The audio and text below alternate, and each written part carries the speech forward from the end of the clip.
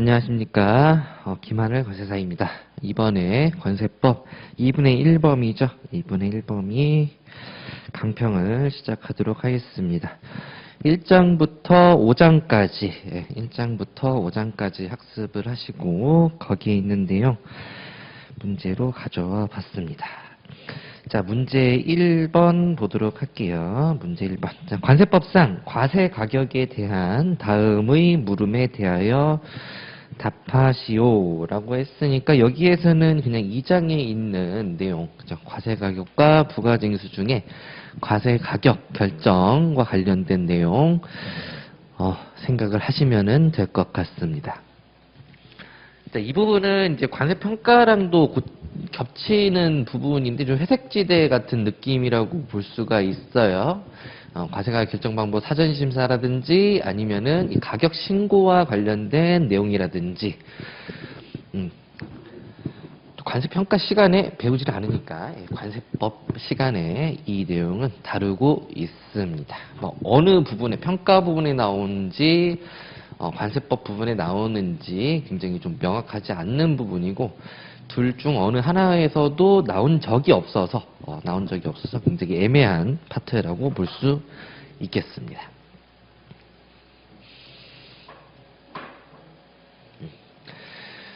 자, 과세가격 결정 방법 사전심사 절차에 대해서 물어봤었네요. 사전심사 절차는 일단 사전심사라고 하면은 신청, 그 다음에 심사, 그 다음에 적용.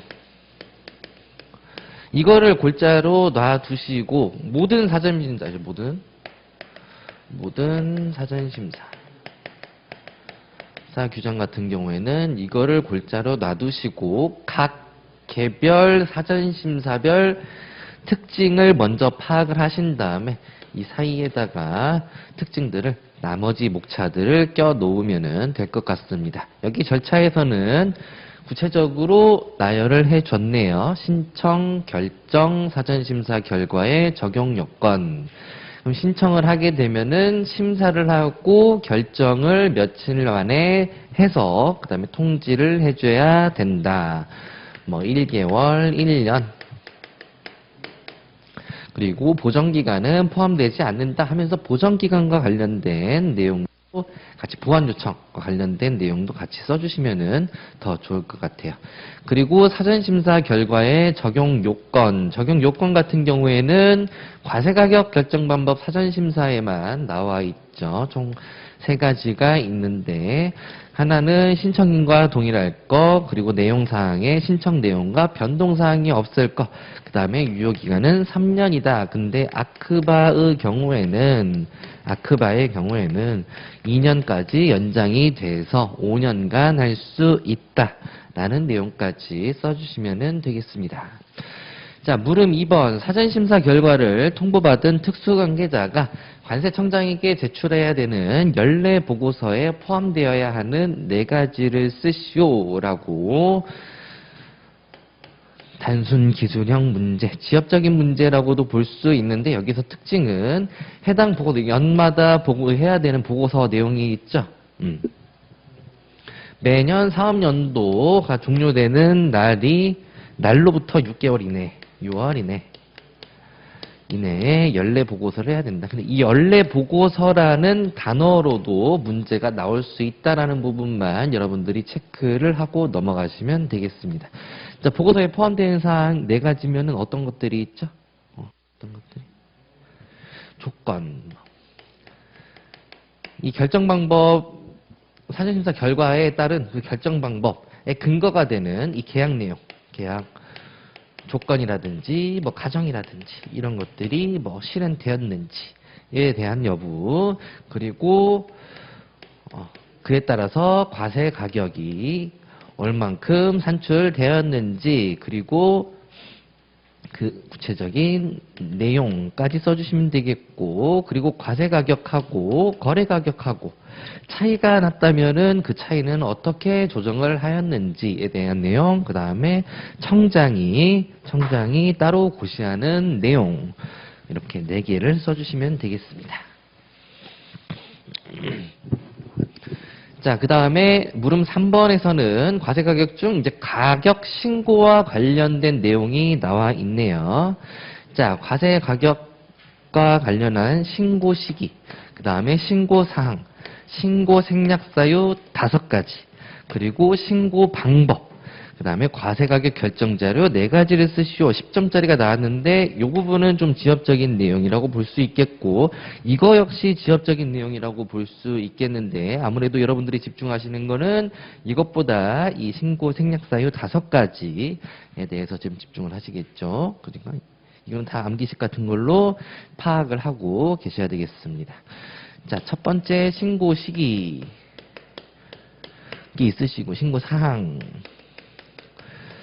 그리고 이 가격 신고와 관련해가지고 뭐 가격 신고서를 제출해야 된다라고 표현이 안 돼 있고, 가격 신고서라는 게 있지만 이 그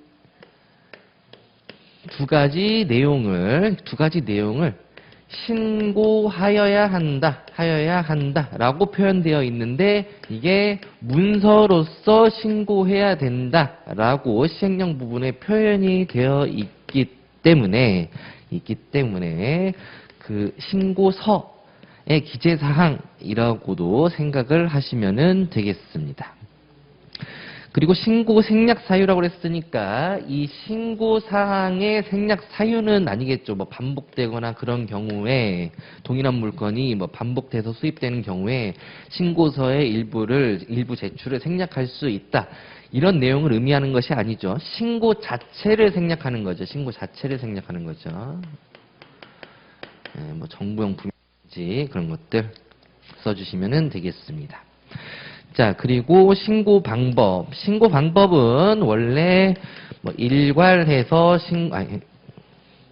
한 건당 하나의 신고서로 신고를 해야 되는데 어떻게 해야 한다? 여러 건이 들어올 수 있다. 그리고 이런 것들이 반복해서 동일한 물건들이 들어온다. 그러면은 일괄 신고도 할 수 있다. 신고도 할 수, 그 내용 써주시면 되겠고. 그 다음에 과세가격 결정자료를 가격 신고를 할 때 과세가격 결정자료를 제출하도록 하고 있는데, 거기에 들어가는 뭐 계약서라든지 송통장이라든지 아니면은 뭐 각종 비용과 법정가산 요소와 관련된 내용 기재를 해주시면 되겠습니다. 자, 그리고 물음 4번에서는 잠정가격 신고 사유 5가지를 쓰라고 그랬으니까 시행령에 있는 5가지를 써주시면 되겠죠? 예. 근데 뭐 기억이 뭐 시행령에 있는 게 다 안 난다? 시행 규칙까지도 있으니까 시행 규칙도 써주셔도 괜찮겠습니다. 뭐 6가지를 쓴다고 해서 더 추가적인 점수가 들어가지는 않을 거예요.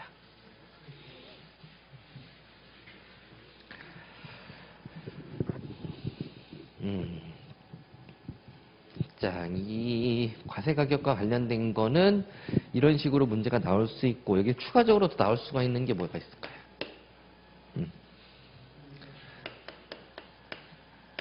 아크바랑 APA랑 같이 신청할 수 있는 내용, 그리고 특관자 자료 제출, 과세자료 제출 요청, 과태료 1억 원짜리 있죠? 네, 그것도 같이 염두를 해두시면 될 것 같습니다. 각각 10점짜리로 봐가지고 이거를 20점짜리 정도로 준비를 해두시면 되겠네요. 그리고 30점짜리가 나온다, 아니 20점짜리가 나온다 라고 했을 때 이거 2개만 섞을 수도 있겠지만, 아크바 그리고 특관자 이렇게 나왔었죠. 그러니까 여기에 추가적으로 잠정가격 신고 이렇게 추가적으로 해서 또 20점으로 나올 수도 있을 거예요. 그죠? 20점. 잠정가격 신고 사유 중에서 뭐가 있었습니까? 아크바 신청을 한 경우, 그 결과 통보가 나오기 전까지는 잠정가격 신고를 해당 물품에 대해서 할 수가 있고, 그리고 아크바 신청을 하거나 아니면은 뭐 APA 신청을 한 자로서 그 결과 통보를 받은 사람이죠. 이거에 따른 결과 통보를 받은 사람. 1방법으로 받았다. 라고 했을 때 그 이후에 사후 조정이 있을 걸로 예견되는 경우에는 역시 결과 통보를 받았음에도 불구하고 잠정 가격을 신고할 수 있도록 하는 내용이 같이 있었죠. 예, 그 내용이랑 해서 또 20점이 될 수 있고 30점이 될 수 있는 경우는 이거 플러스 조정에 따른 경정, 거래 가격 조정에 따른 경정과 관련된 내용이 있었죠. 그래서 이러한 뭐라고 그랬습니까? 국세 쪽에서 자기네 과세 가격을 경정한다고 하죠. 경정하거나 결정을 해가지고 그 거래 가격과 그 다음에 관세법에 따른 과세 가격에 차이가 발생한 경우에는 경정 청구를 할 수 있다라는 내용이 있었죠. 예, 그 내용과 함께 30점짜리로도 준비를 할 수가 있겠습니다. 그래서 이 특관자로 이렇게 모아볼 수도 있겠다. 정리를 해두시면 될 것 같아요. 한번 이렇게 30점 문제로 한번 내볼게요.